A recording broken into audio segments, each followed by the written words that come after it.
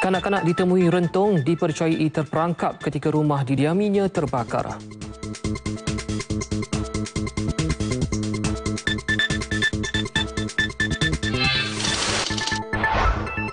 Fenomena cuaca panas, jawatan kuasa khas tangani gelombang haba ditubuhkan.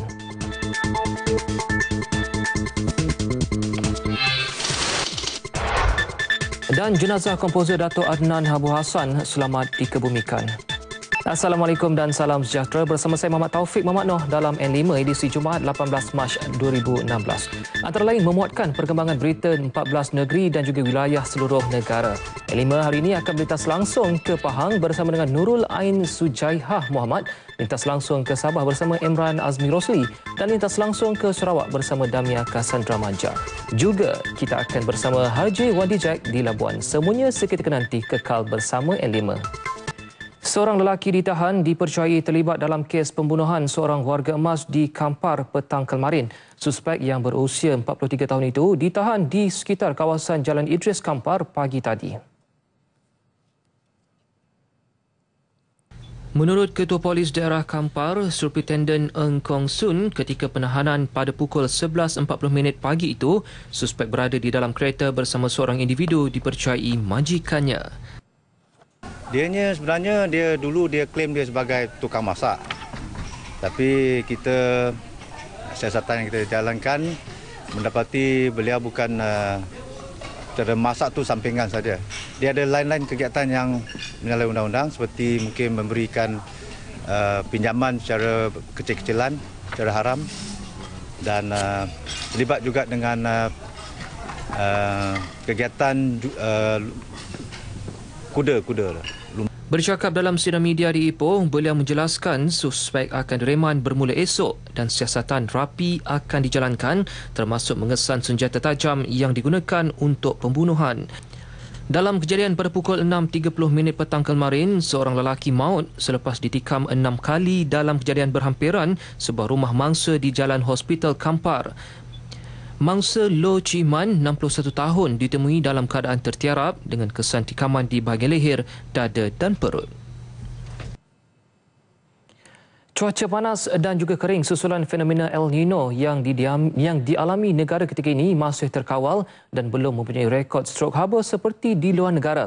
Bagaimanapun, rakyat diminta berjaga-jaga dengan kurangkan aktiviti di luar terutamanya pada waktu tengah hari. Timbalan Menteri Kesihatan Datuk Seri Dr. Hilmi Yahya mengingatkan orang ramai agar tidak memandang remeh perkara ini, terutamanya kesannya ke atas kanak-kanak dan warga emas. Yang paling utama ialah kita kena minum air banyak. Minum air banyak. Minumlah sebanyak mungkin minum supaya kita dapat kekalkan kita punya keadaan kesihatan kita. Yang kedua, kalau boleh, kalau tengah hari itu kalau boleh elaklah dengan ada aktiviti tengah hari, tengah panas. Pagi begini okey lagi. Rakyat digalak minum lebih air kosong dan sentiasa membawa sebotol air kosong ke mana sahaja bagi mengelakkan dehidrasi. Beliau ditemui selepas merasmikan program Jiwa Murni di Hospital Balik Pulau, Pulau Pinang. Peruntukan sebanyak RM22.5 juta diluluskan bagi projek tambah baik infrastruktur Hospital Balik Pulau. Dana itu bagi tujuan meningkatkan infrastruktur di bahagian kecemasan, makmal patologi dan forensik. Dengan penambahbaikan kemudahan di hospital itu juga, pesakit di Balik Pulau tidak perlu lagi ke Hospital Pulau Pinang bagi mendapatkan rawatan. Cuaca panas yang dialami negara ketika ini tidak mengganggu perjalanan program transformasi program latihan khidmat negara PLKN 2.0 yang dijadualkan bermula 26 Mac ini. Ketua Pengarah PLKN Datuk Muhammad Asri Yusof berkata, modul latihan termasuk aktiviti luar akan disesuaikan dengan keadaan cuaca semasa. Misalnya, untuk latihan kawat yang selalu diadakan pada pukul 2 petang, ia akan ditukar ke waktu pagi.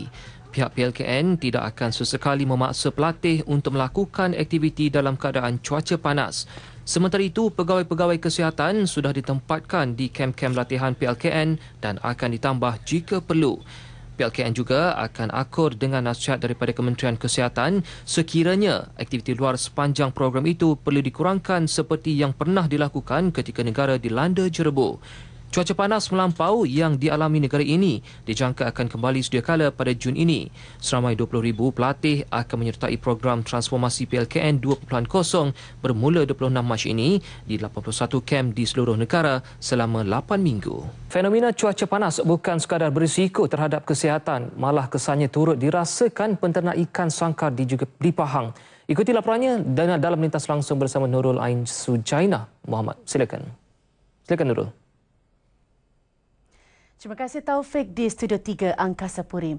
Kementerian Sains Teknologi dan Inovasi semalam memaklumkan 6 kawasan di Malaysia dikesan mencatat suhu tertinggi 35 darjah Celsius dan telah mencapai atau melebihi paras ambang gelombang haba. Di Pahang, antara daerah terlibat ialah Batu Embun di Jerantut dan daerah Temerloh. Fenomena El Nino yang berterusan sehingga ini memberi kesan kepada penternak ikan sangkar, khususnya di daerah Temerloh yang menjadi pengeluar utama ikan patin.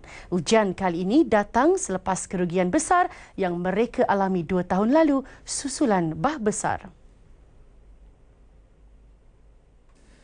Tinjauan RTM di Kampung Bangau Parit Temerloh mendapati air Sungai Pahang yang cetek menyebabkan aktiviti pengeluaran ikan oleh 10 penternak yang mengusahakan 81 sangkar ikan patin kini terganggu dan berdepan risiko kerugian.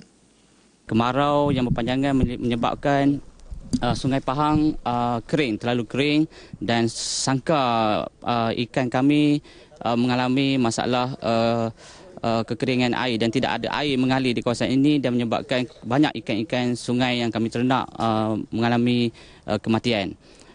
Secara jujurnya, fenomena ini berlaku disebabkan oleh masalah kegiatan manusia yang tidak bertanggungjawab. Tambah Kamarudin Jalil, selain faktor cuaca panas, Sungai Pahang yang menjadi nadi aktiviti nelayan menjadi cetek dan dipenuhi pasir sejak bah besar akhir Disember tahun 2014.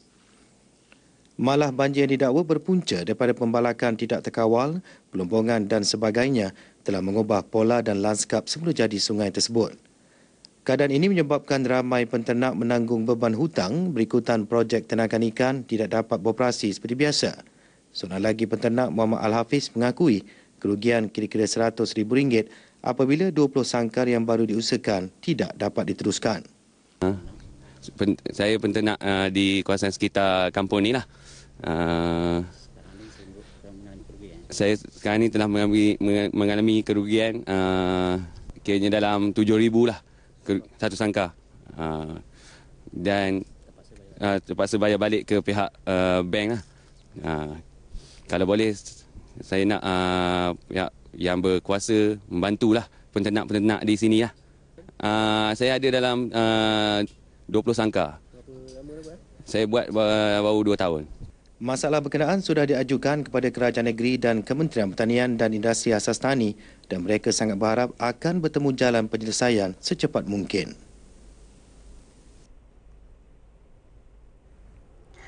Sementara itu, sebagai langkah jangka pendek, pihak berwajib disaran menggunakan kapal korek dan pam pasir untuk mendalamkan semula sungai.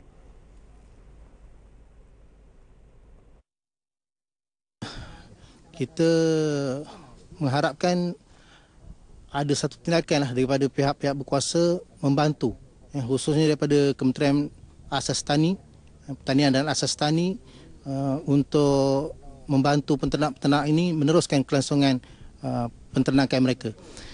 Dan kita mengharapkan bahawa dalam jangka pendek ini perlu ada satu daya usaha untuk kita mengeluarkan pasir-pasir yang di belakang ini untuk membantu penternak-penternak yang berada di sekitar Kampung Bangau Parit ini dengan cara meletakkan kapal korek yang sekarang ini ada di Kuala Kerak ataupun kita meletakkan pam pasir yang statik lah. Tambahnya lagi, kaedah itu dapat mengelak kerugian lebih banyak ditanggung peternak ikan patin. Bukan itu saja, malah kekurangan hasil ternakan ikan air tawar di Bandar Temerloh itu dikhawatiri memberi kesan kepada kenaikan harga ikan di pasaran, khususnya di Pahang. Permasalahan yang memelenggu penternak ikan patin di Temerloh akan kami panjangkan kepada pihak berkenaan bagi membantu penternak patin terbabit dalam masa terdekat.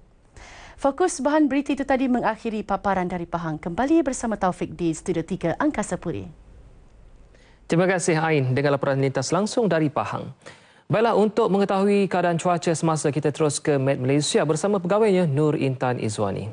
Silakan Intan. Assalamualaikum dan salam sejahtera. Secara amnya pada ketika ini kebanyakan tempat di seluruh negara masih lagi mengalami keadaan cuaca panas dan kering, khususnya di sebelah utara dan tengah semenanjung, begitu juga di sebelah barat Sabah. Keadaan ini disebabkan oleh kurangnya lembapan udara dalam ruang atmosfer negara untuk satu tempoh yang agak lama. Keadaan cuaca pada ketika ini, angin masih lagi bertiup lemah dari arah tenggara dan keadaan ini dijangkakan berterusan sehingga ke pertengahan minggu hadapan.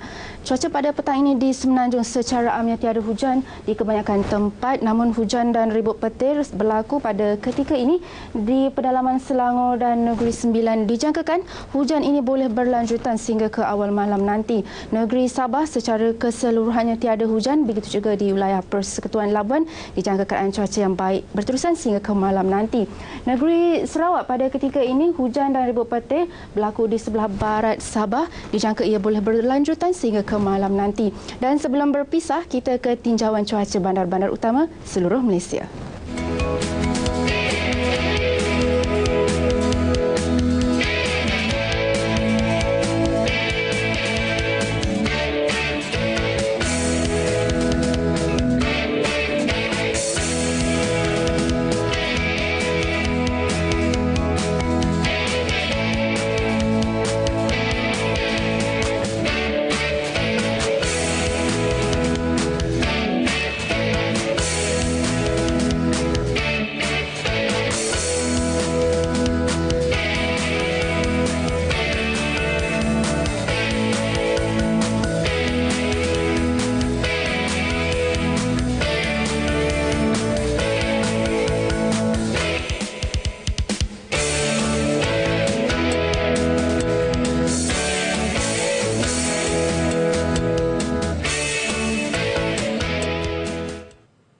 Terima kasih Intan dengan laporan cuaca sebentar tadi. Kita teruskan dengan perkembangan lain. Kabinet hari ini bersetuju menubuhkan jawatankuasa khas menangani gelombang haba dipengerusikan oleh Menteri Sumber Asli dan Alam Sekitar Datuk Seri Dr. Wan Junaidi Tuanku Jaafar. Jawatankuasa tersebut dianggotai oleh pelbagai agensi dan juga kementerian, antaranya Jabatan Meteorologi, Majlis Keselamatan Negara, Kementerian Kesihatan dan Kementerian Pendidikan. Dalam sidang media khas di Putrajaya, Datuk Seri Dr. Wan Junaidi memberitahu Kabinet turut bersetuju menubuhkan jawatankuasa teknikal untuk memperhalusi garis panduan yang disediakan oleh jawatankuasa khas berkenaan. Dalam pada itu, Kementerian Kesihatan memberitahu 14 laporan masalah kesihatan berkaitan cuaca panas melampau diterima setakat hari ini. Berdasarkan rekod sejak 1 Mac lalu, daripada jumlah tersebut, 3 kes adalah melibatkan strok haba, manakala selebihnya berkaitan kelesuan haba heat exhaustion.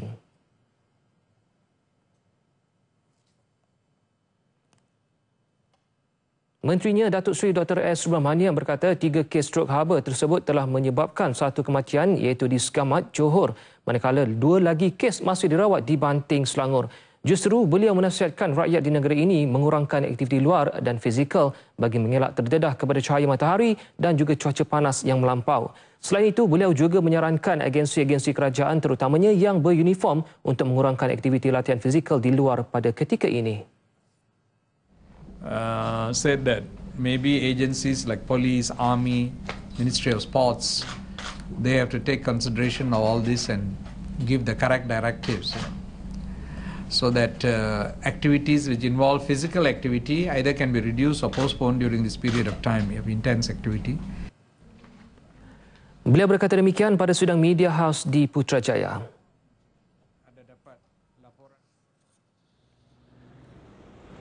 Sementara itu, mengulas mengenai kes kematian pertama akibat strok haba, Exco Kesihatan dan Alam Sekitar Johor, Datuk Ayub Rahmat berkata, mangsa mungkin terdedah kepada cahaya matahari yang agak lama. Apabila kita lihat tentang perkara ini, kita harapkan bahawa kemungkinan pelatih ini terdedah terlalu lama di bawah pancaran matahari. Semalam, seorang pelatih Konstable Pusat Latihan Polis Pelapor Sukamat di Johor, Azizan Ayub, 23 tahun, meninggal dunia pada jam 10.26 malam ketika menerima rawatan di Hospital Sukamat. Dia dimasukkan ke hospital berkenaan kira-kira pukul 10 pagi Selasa lalu. Dalam perkembangan lain, seorang kanak-kanak lelaki berusia 10 tahun ditemui rentung dipercayai terperangkap dalam kebakaran rumah 2 tingkat di lorong Tanjung Batu 4A, Pujut Tanjung Batu, Miri, Sarawak. Kebakaran dilaporkan berlaku sekitar pukul 6 pagi tadi. 4 lagi penghuni rumah berkenaan bagaimanapun berjaya menyelamatkan diri. Menurut Ketua Jabatan Bomba dan Penyelamat JBPM Zon Miri, Penguasa Kanan Bomba 1 Lau Poh Kiong, pihaknya menerima panggilan kecemasan pada pukul 6.03 pagi.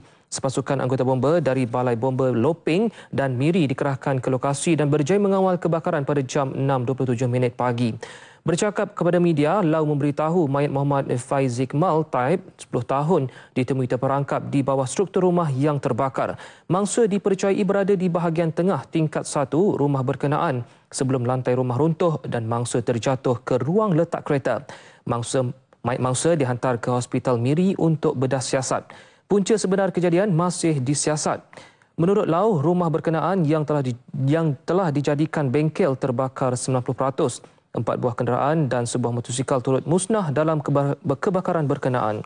Sementara itu, Menteri Muda Perhubungan Datuk Lee Kim Shin yang melawat mangsa di lokasi memberitahu pihaknya akan menguruskan bantuan segera kepada mereka termasuk bantuan daripada Jabatan Kebajikan Masyarakat. Datuk Lee turut menasihatkan penduduk supaya mengambil langkah berjaga-jaga pada musim kering yang melanda negara ketika ini, terutamanya berhubung keselamatan di rumah termasuk peralatan elektrik, dapur dan sebagainya bagi mengelakkan kejadian tidak diingini berlaku. Veteran UMNO Tan Sri Dr. Rais Yatim mahu pemimpin di peringkat atasan parti menyusun strategi perdamaian. Manakala ahli UMNO digesa berhenti bercakaran yang boleh meruntuhkan fasa 3 perlembagaan UMNO. Ingatan itu diluahkan penuh simbolik melalui pantun beliau. Baju Melayu berbutang 2, ada juga berbutang swasta. Orang Melayu kerana peka, hilang kuasa, hilang semua. Bagaimanapun pergolakan wujud sekarang, sekiranya ia berterusan, maka kualiti perjuangan orang Melayu, orang Islam itu tidak tercapai. Fasa 3 perlembagaan UMNO akan runtuh. Bersatu, bersetia, berkhidmat. Tambah beliau, sekiranya pemimpin tidak mengambil langkah perdamaian, dikhawatiri rakyat akan mengambil langkah drastik yang boleh menggugat keharmonian. Mengulas keputusan Tan Sri Syahril Samad yang berhasrat memberi laluan kepada generasi muda, ia dianggap sebagai langkah yang progresif membentuk kepimpinan baru. Barisan kepimpinan akan datang diingatkan agar menitik beratkan hal-hal berkaitan ekonomi bumi putra, budaya kebangsaan dan bahasa kebangsaan. Beliau yang juga Presiden Universiti Islam Antarabangsa bercakap kepada media selepas menyampaikan Anugerah Hari Kualiti 2016 UIA di Gombak. Dalam perkembangan lain, 507 anggota jawatan kuasa karya dan pegawai masjid di negeri Perak menerima tauliah pelantikan masing-masing daripada Sultan Nazrin Muizzuddin Shah. Majlis Anjuran Jabatan Agama Islam Perak Jaib itu diadakan di Dewan Sri Tanjung, Tanjung Malim, Perak. Pelantikan itu melibatkan imam, bilal dan pengerusi jawatan kuasa karya masjid dari 169 masjid sekitar daerah Teluk Intan, Tapah, Kampung Gajah dan Muallim bagi tempoh 3 tahun bermula bulan ini sehingga 2019. Pentauliahan ini membuka semangat mereka untuk terus berusaha dalam mengimarahkan masjid sekaligus menarik lebih ramai golongan muda khususnya ke masjid.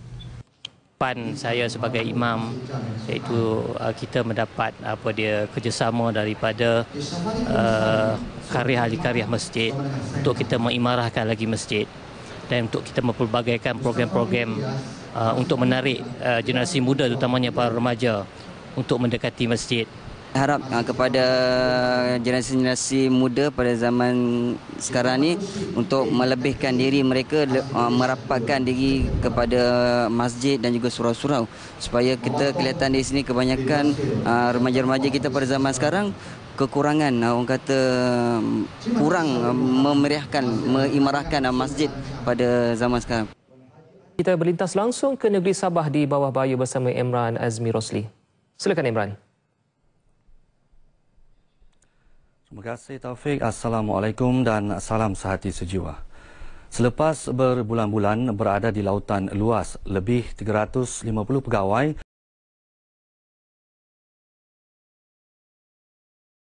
CG62 memanfaat sepenuhnya persinggahan selama beberapa hari di negeri ini. Wartawan RTM Farizi Morinding bersama jurukamera Muhammad Azali Idris berkesempatan mendekati tenaga penggerak kapal perang itu yang singgah di Pangkalan Tentera Laut Diraja Malaysia TLDM di Teluk Sepanggar, Kota Kinabalu sejak Rabu lepas. Kegembiraan yang terpancar pada wajah pasukan tentera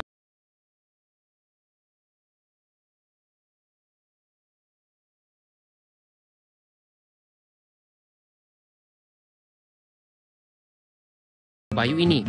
Bagi sebahagian besar anak kapal, ia merupakan pengalaman pertama berada di Sabah.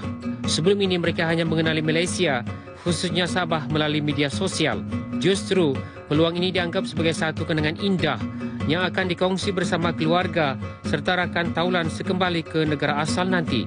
And it was very beautiful. I have to say the weather's nice and we're looking forward to the cultural experience we're going to get here. So we're definitely excited to get here. Most of our crew have never been here before. I've never been here before myself. So we're very excited to meet the people and experience the city, Kota Kinabalu, and see the natural. We have people who are going to go swimming, people who are going to go scuba diving, snorkeling, a couple different hikes and boat trips. I've been in the Navy for 25 years, and I've been all over the world to 62 countries, but never had the opportunity to come to Malaysia or to Kota Kinabalu. So I'm really excited by what I've seen so far. The hospitality, the preparation before we got here have been superb. Sepanjang 6 hari di Sabah, mereka diberi peluang mengunjungi destinasi pelancongan menarik, termasuk menyelam dasar laut di Taman Negara Tunku Abdul Rahman, selain menyaksikan warna-warni khazanah seni budaya diwarisi pelbagai kaum dan etnik di Sabah yang unik dan istimewa. Lawatan julung kali kapal perang Amerika Syarikat ini juga antara lain bertujuan mengenali Sabah dan operasi TLDM sebagai langkah membina hubungan dan kerjasama operasi ketenteraan. Hasil hubungan baik Malaysia dan Amerika Syarikat ini memberi banyak manfaat sama ada dalam bidang ekonomi, kerjasama diplomatik termasuk aspek ketenteraan. Keindahan alam semula jadi serta kepelbagaian suku kaum dan etnik di Sabah terus menjadi tarikan pelancong seluruh dunia berkunjung ke Sabah, termasuk lawatan kapal perang Amerika Syarikat Chancellorville CG62 yang kini berlabuh di Pangkalan TLDM Sepanggar, Kota Kinabalu. Farizi Morinding bersama jurukamera Muhammad Azali Idris, Kota Kinabalu, Sabah untuk berita RTM. Sementara itu, hari ini anak kapal USS Chancellorsville berkesempatan turut serta dalam program Jiwa Murni yang dilaksanakan hasil kerjasama TLDM dan Tentera Laut Amerika Syarikat.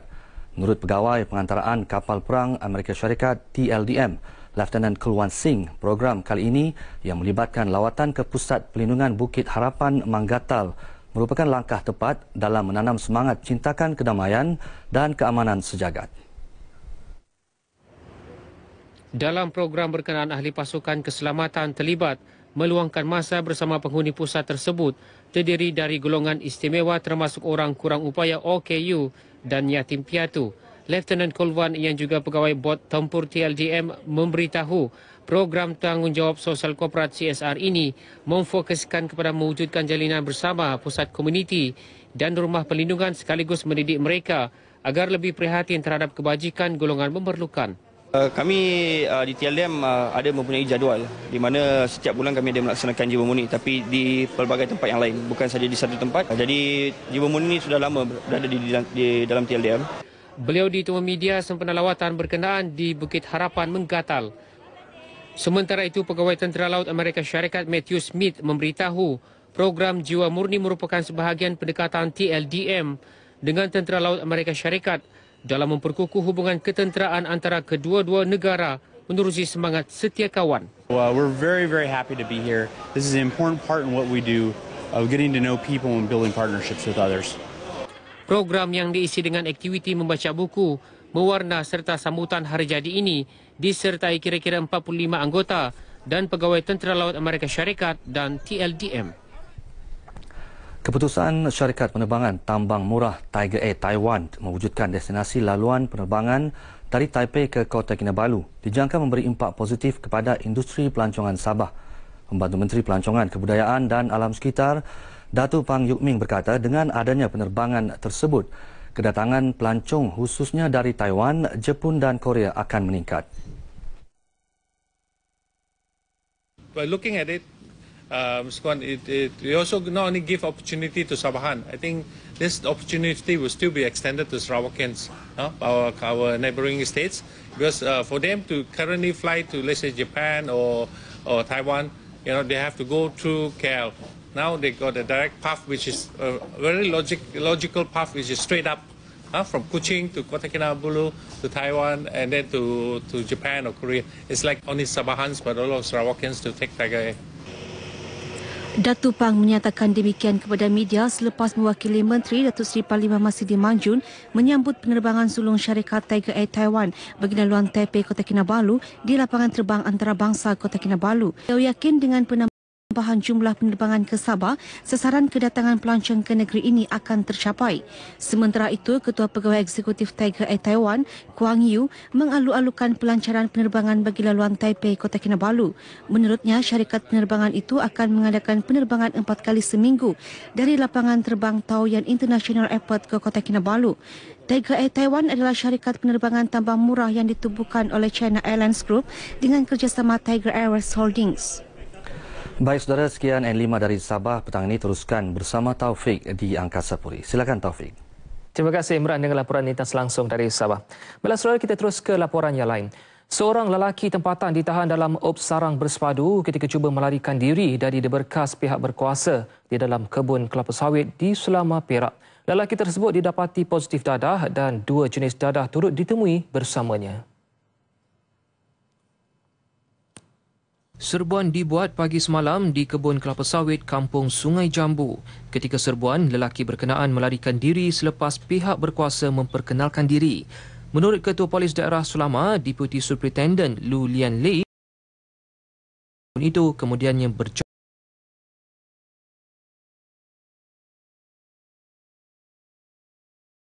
suspek mengandungi 2 paket plastik lutsinar disyaki dadah jenis syabu seberat 3 gram. Turut ditemui 1 uncang kecil berwarna hitam di dalam poket seluar suspek mengandungi 7 paket plastik lutsinar berisi bahan disyaki dadah jenis heroin seberat 110 gram.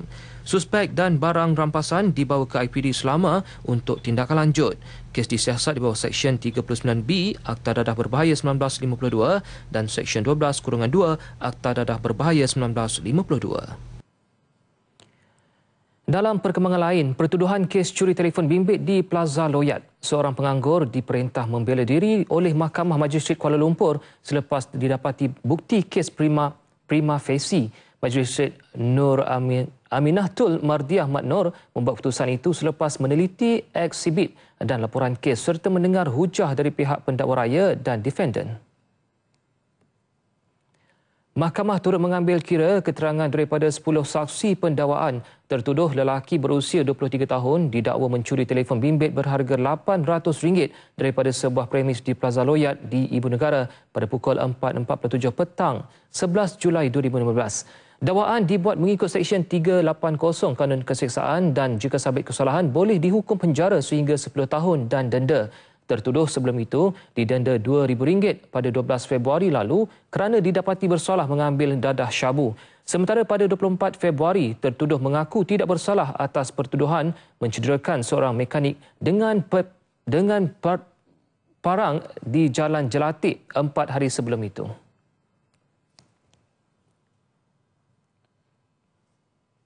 Bekas penolong pengarah Kompolisan Am JPJKK Bukit Aman SAC Sazali Hashim secara rasmi dilantik sebagai Ketua Jabatan Penjagaan Jenayah dan Keselamatan Komuniti Kuala Lumpur yang baru.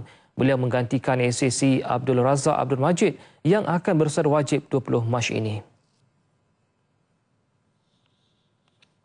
Majlis serah terima tugas antara SAC Abdul Razak Abdul Majid dengan SAC Zazali Hashim berlangsung di Ibu Pejabat Polis Kontingen IPK Kuala Lumpur pagi tadi. Ia disaksikan Timbalan Ketua Polis Kuala Lumpur, Datuk Abdul Hamid Muhammad Ali. Sementara itu, Dato' Abdul Hamid dalam ucapannya memberitahu walaupun hanya 7 bulan SAC Abdul Razak menggalas jawatan tersebut, kredibilitinya yang telah bertugas bersama pasukan polis selama 38 tahun terselah dalam keterlibatan beliau dalam beberapa tugasan penting bersama PDRM. Beliau berharap dengan elemen yang dimiliki oleh Ketua JPJKK KL yang baharu, jabatan tersebut akan terus berkembang maju dan relevan sebagai peneraju dalam pencegahan jenayah.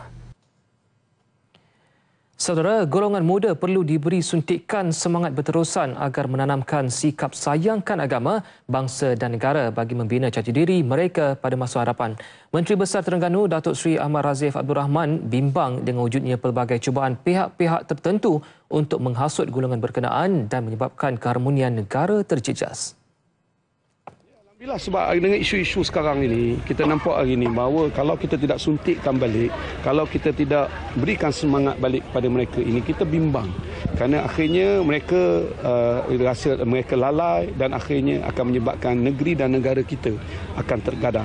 Jadi kerana itu hari ini kita kena beri kesedaran. Jadi melalui program yang ada sekarang ini dengan adanya forum, dengan adanya program-program yang sebegini, engagement, ruang-ruang dan peluang untuk membina networking. Jadi tidak cara langsung kita akan membuka mata orang-orang muda supaya mereka lebih serius dan juga mereka mengambil peluang yang disediakan oleh kerajaan bagi kebaikan dan juga masa depan mereka. Datuk Seri Ahmad Razif merasmikan Karnival Transformasi Orang Muda peringkat daerah Kemaman di Kemaman Waterfront dekat Guliga Kemaman hari ini. Pelbagai aktiviti diadakan seperti gerai jualan pelbagai produk tempatan, pameran, pertandingan nasyid, ceramah agama, sukan dan rekreasi, program hiburan dan sebagainya. Program seumpama itu ujarnya dapat memberi peluang kepada penduduk setempat khususnya golongan muda untuk memasarkan pelbagai produk tempatan kepada pelancong dalam dan luar negara. Perasaan dia kira happy juga sebab benda event ni buat kat tempat sendiri. Sambutannya pun boleh tahan ramai. Dan untuk kira orang-orang muda kita ni bolehlah untuk join benda-benda program-program muda macam ni. Ia menampakkan satu sambutan yang cukup membanggakan dan saya kira sebagai satu sambutan yang luar biasa. Dan ini bukti komitmen orang muda terhadap kerajaan dalam menyokong usaha-usaha kerajaan untuk penambahbaikan orang muda. Untuk laporan berita dari Sarawak, kita terus sahaja bersama Damia Cassandra Manja di Kuching. Silakan Damia. Terima kasih Taufik di Angkasa Puri. Assalamualaikum dan salam sehati sejiwa. Kerajaan tidak akan membangunkan sesuatu infrastruktur secara terburu-buru tanpa melakukan sebarang kajian terlebih dahulu. Menteri Muda di Pejabat Ketua Menteri Datuk Nuruddin Majais berkata, bagi pembinaan jalan pada kawasan bertanah gambut misalnya, ia memakan masa yang lama sebelum asasnya benar-benar stabil. Oleh itu, beliau berharap penduduk di 12 buah kampung dari Jalan Ensengir Semerahan hingga ke Lubuk Punggur Simunjan memahami keadaan geografi tanah kampung tersebut. 10 years dia time yang membenarnya supaya dia lebih stable. Baru kita letaknya. Kerana kawasan tu kita mesti faham banyak heavy vehicles itu. Di kawasan tu sepanjang serving oil palm plantation. Jadi majoriti kenderaan yang masuk situ adalah kenderaan berat. Datuk Nuruddin menjelaskan perkara demikian kepada media selepas Majlis Kerja-Kerja Menaik Taraf Jalan Berta di Semerahan. Kerja-kerja menaik taraf ini menelan kos RM42.5 juta dan memakan masa 18 bulan untuk disiapkan. Penaik tarafan jalan sepanjang 22 km itu akan memberi impak terhadap sosioekonomi lebih 6,000 orang penduduk. Beliau turut memberitahu bahawa sejumlah RM295 juta telah dibelanjakan bagi membina laluan berpasir dan batu sepanjang jalan itu. Projek Jalan Bawang Ubur di Limbang yang menjadi viral dalam laman sosial kini sedang dalam proses pembinaan. Ahli Dewan Undangan Negeri Adun Batu Danau Paulus Palugumbang memberitahu jalan sejauh 10 km dari jalan utama di simpang Kampung Bidang itu akan memudahkan pergerakan masyarakat setempat yang sebelum ini terpaksa menggunakan jalan sungai. Ditemui pemberita pada majlis penyampaian BR1M untuk kawasan Dun Batu Danau di Dewan Kampung Bidang Limbang, Paulus memberitahu apabila siap sepenuhnya kelak, ia akan memanfaat penduduk yang tinggal di sepanjang jalan tersebut termasuk penduduk-penduduk rumah panjang di kawasan pedalaman yang melalui jalan itu. Dalam perkembangan lain, beliau menyeru penerima BR1M supaya menggunakan bantuan tersebut dengan berhemah dan bijak khasnya bagi kepentingan pendidikan anak-anak. Bagi fasa pertama, seramai 783 orang penerima BR1M bagi kawasan Batu Danau dan Bukit Kota termasuk 62 sampul pos dengan jumlah keseluruhan RM155,170. Fasa kedua akan diadakan pada tarikh, tempat dan masa yang akan ditentukan kemudian. Polis Miri berjaya menahan 3 sekeluarga yang disyaki terlibat dalam aktiviti pengedaran dan penyalahgunaan dadah hasil serbuan ke atas sebuah rumah di Desa Indah Permajaya Miri kemarin. Ketua Polis Daerah Miri ACP Junaidi Bujang berkata, pemeriksaan lanjut di dalam rumah tersebut telah menjumpai dadah disyaki jenis ganja dan syabu. Bercakap pada sidang media di Miri, katanya ujian saringan air kencing yang dijalankan turut mendapati 2 daripada suspek iaitu pasangan suami isteri positif dadah jenis amfetamin. Kes disiasat di bawah Seksyen 39A, Kurungan 2, Seksyen 12, Kurungan 2 dan Seksyen 15, Kurungan 1, Kurungan A, Akta Dadah Berbahaya 1952. Dalam kes berasingan, pihak polis turut berjaya menahan 4 suspek yang dipercayai terlibat dalam kes penyelewengan wang dan barang kemas di sebuah premis pemberi pinjam wang berlesen di Jalan Tudan, Miri. Menurut pengadu yang juga pengurus premis mendapati wang syarikat dan barang kemas yang telah digadai pelanggan telah berkurangan hasil pemeriksaan mengejut ke atas syarikat.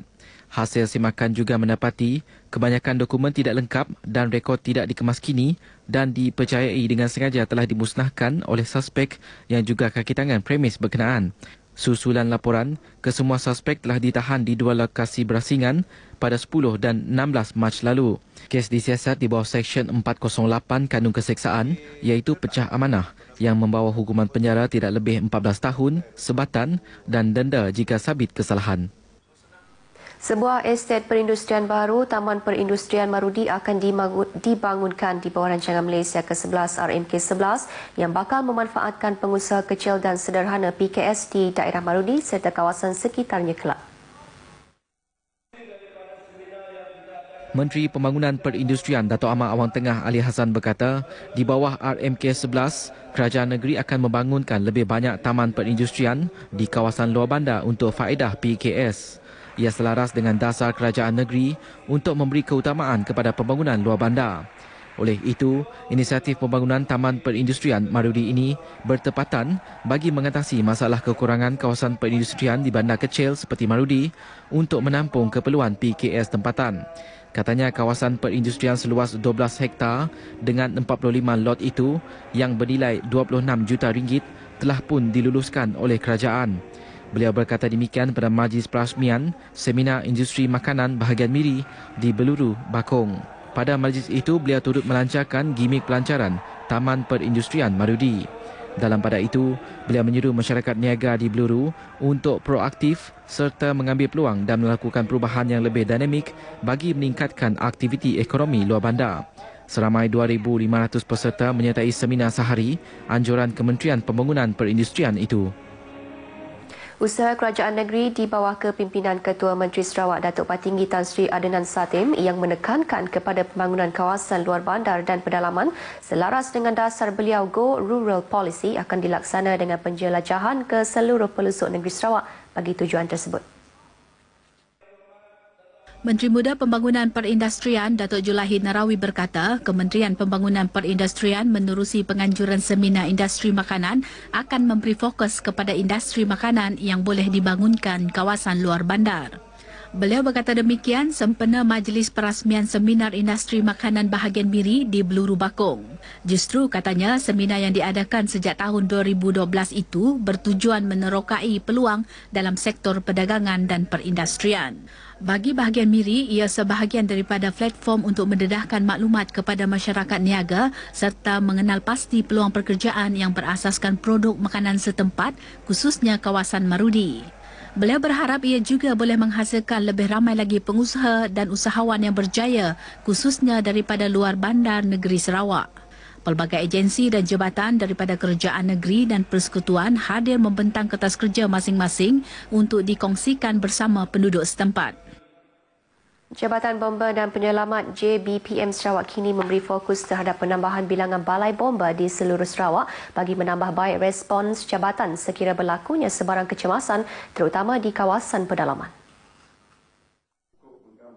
Menurut Ketua Pengarah JBPM, Datuk Wira Haji Wan Muhammad Nur Ibrahim, Sarawak kini mempunyai 28 buah balai bomba dan JBPM sedar bahawa jumlah itu tidak dapat menampung keperluan negeri ini yang mempunyai keluasan amat besar.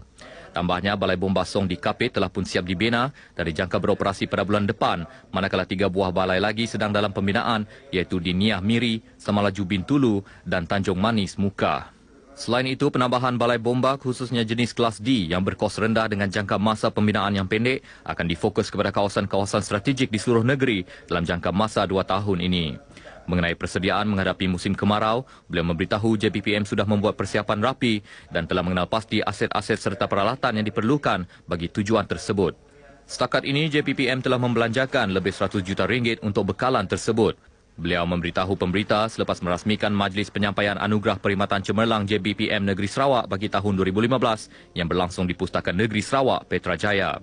Seramai 96 anggota bomba dari seluruh negeri telah menerima anugerah tersebut atas prestasi kerjaya yang membanggakan. Baik, saudara, setakat ini dahulu sumbangan berita dari Sarawak untuk lintas langsung N5 petang ini dan untuk berita seterusnya kita bersama Taufik di Angkasa Puri. Silakan. Terima kasih Damian untuk laporan lintas langsung dari Sarawak. Hari Commonwealth yang disambut Isnin lalu merupakan detik bersejarah bagi pelajar Malaysia Krishva MB Gebati, 25 tahun. Krishva selaku pengerusi Majlis Belia Commonwealth diberi penghormatan sebagai membawa Cok Mar Diraja dalam sebuah istiadat gemilang di Westminster Abbey, mengiringi perarakan Ratu Elizabeth II serta keluarga diraja British. Krishva berkongsi cerita bersama wakil kami Zahra Osman di London. Dalam upacara gemilang sempena keputeraan baginda Queen Elizabeth II yang ke-90 tahun, inilah peranan Krishva Ambigapati sebagai pemimpin belia bermula. Krishva, pelajar Universiti Durham, dipilih sebagai Majlis Belia Commonwealth 3 bulan lalu dalam mesyuarat ketua-ketua kerajaan Commonwealth di Malta.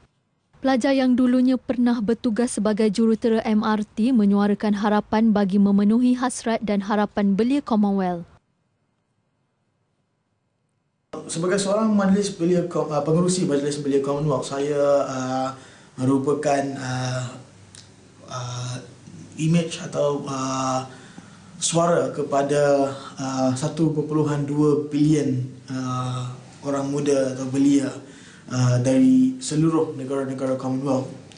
Dan ini merupakan satu tanggungjawab yang besar dan saya merasakan bahawa pada 2 tahun yang akan datang saya telah letakkan beberapa prioriti yang penting untuk dibawa ke Majlis Commonwealth untuk dibincang dalam proses memperkasakan lagi suara belia dalam arena antarabangsa.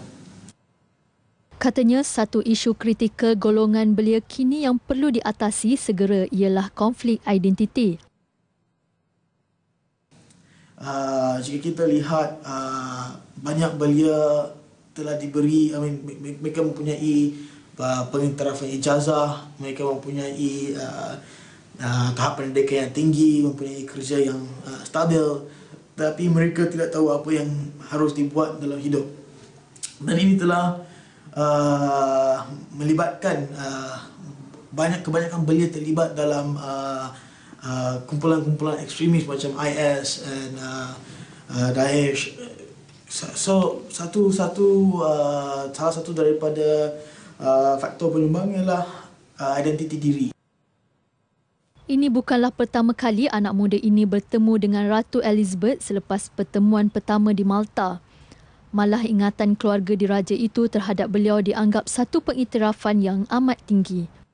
Rakaman Krishva yang lengkap berbaju Melayu dan bersampin ketika mengepalai perarakan diraja itu turut menimbulkan kebanggaan di hati rakyat Malaysia.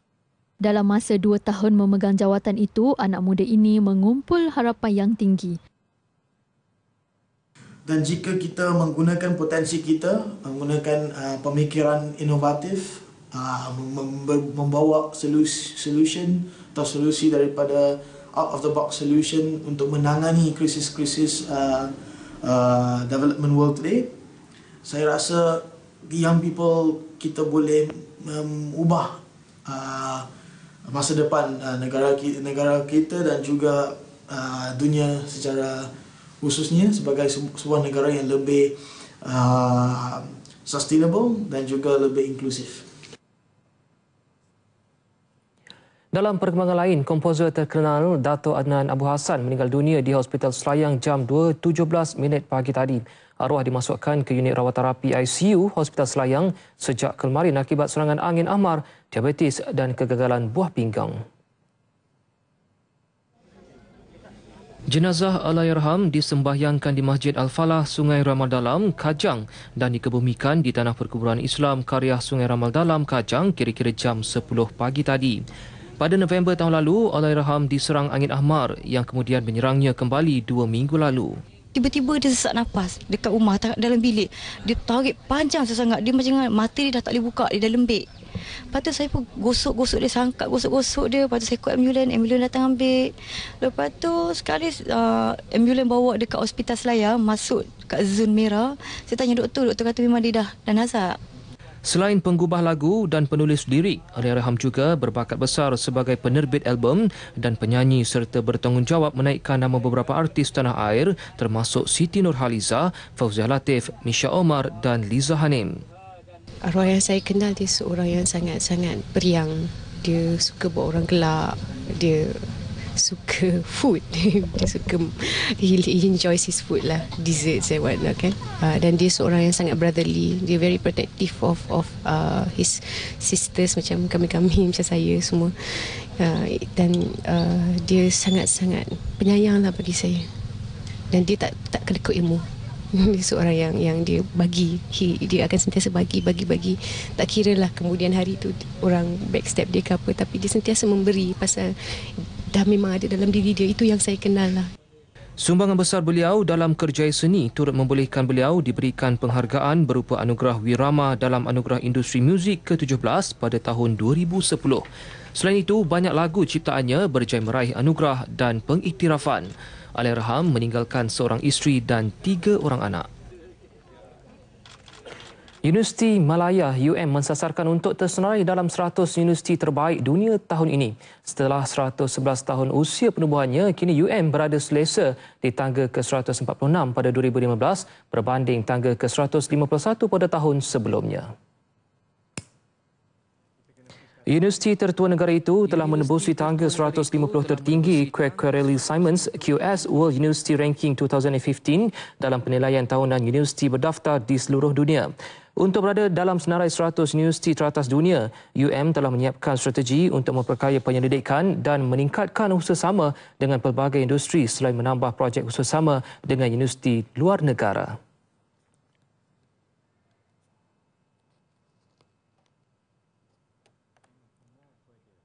More further, there's a lot of room for improvement. Yes, we crossed the barrier of 150 QS World University ranking last year to 146 position. Alumni play important role despite all the management here and the previous management plus the student also.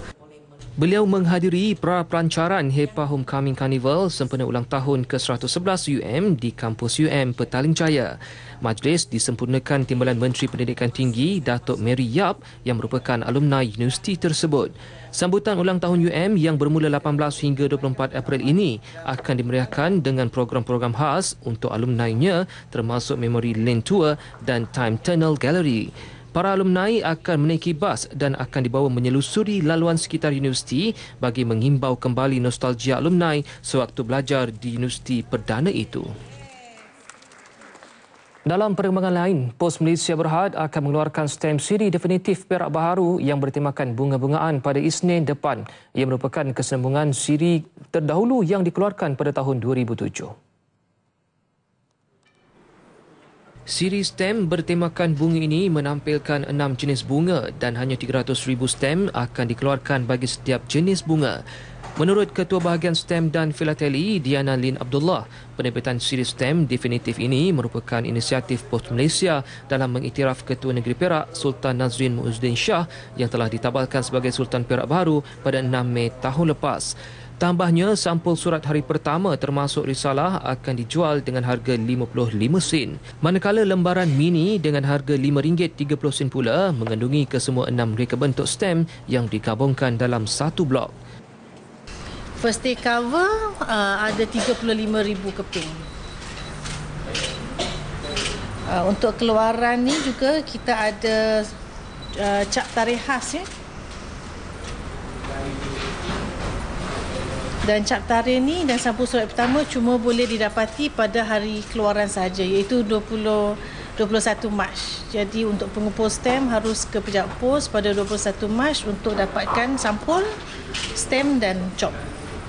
Beliau berkata demikian pada majlis pameran STEM siri definitif Negeri Perak di Ibu Pejabat Pos Malaysia. Dalam pada itu, Pos Malaysia juga bercadang mengeluarkan STEM siri khas yang bertemakan sastrawan negara pada hujung April ini. Baiklah saudara, sekarang kita terus sahaja ke Pulau Mutiara, Laut Cina Selatan bersama dengan Haji Wan Dijai untuk laporan berita dari Labuan. Silakan Haji. Terima kasih. Labuan turut mengalami impak cuaca panas yang melanda negara akibat daripada fenomena El Nino. Kesan daripada itu, peningkatan kes kebakaran yang dilaporkan sangat ketara dan mendadak berbanding tahun lepas.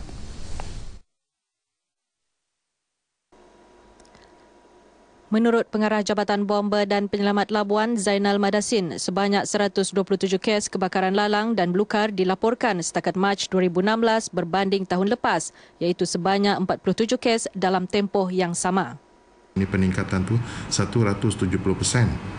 Berapa jauh dia punya perbezaan pada tahun lalu dengan tahun ini. Itulah saya kira juga mungkin kesan dia sangat tinggi lah El Nino ni atau kepanasan yang melebihi ini, dan kepada kita semua lah di Labuan ni lah. Jelas Zainal lagi, seramai 150 anggotanya dan logistik sentiasa bersiap siaga dalam menghadapi sebarang panggilan kecemasan yang berlaku bila-bila masa.